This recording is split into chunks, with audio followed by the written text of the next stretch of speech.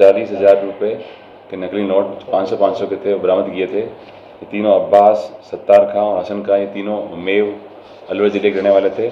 थे आप लोगों को 25/5/24 को एक सुरेश कुमार जी ने रिपोर्ट दी थी, नकली नोट यहाँ चलाया था मज़ार गेट के ऊपर। उस समय हमारे थाना टीम ने मिलकर तुरंत 3 आदमियों को गिरफ्तार किया था। उनके कब्जे से 40,000 रुपये के नकली नोट 500 के थे, बरामद किए थे। ये तीनों अब्बास, सत्तार खां और हसन खां, ये तीनों मेव अलवर ज़िले के रहने वाले थे।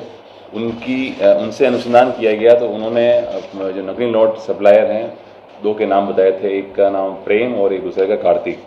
तो प्रेम और कार्तिक उनका उर्फ नाम था और एक्चुअली वो उनका नाम पता था मिथड़का अशरफ उर्फ प्रेम, इब्राहिम, जाति मुसलमान, निवासी चिकमगलूर, बेंगलोर, कर्नाटक। दूसरा था अबिन Kartik son of Medina Shridhar, निवासी कोयम्बटूर, तमिलनाडु।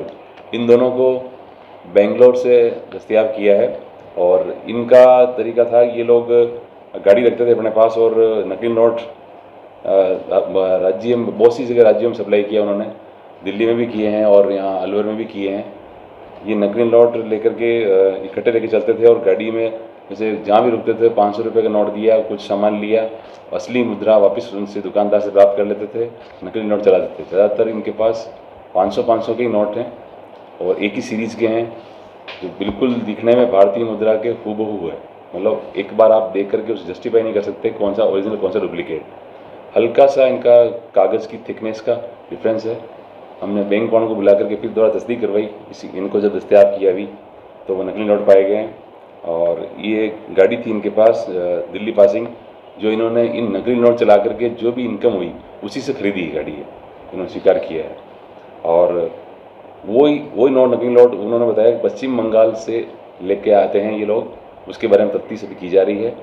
और जो नोट इन्होंने वहाँ पश्चिम बंगाल से ला करके इनको दिया था मेव जो अब्बास, संतार और हसन, इनके कब्जे से 40,000 रुपये पहले बरामद किए नकली नोट, वो भी ये लोग ही ला के सप्लाई की थी।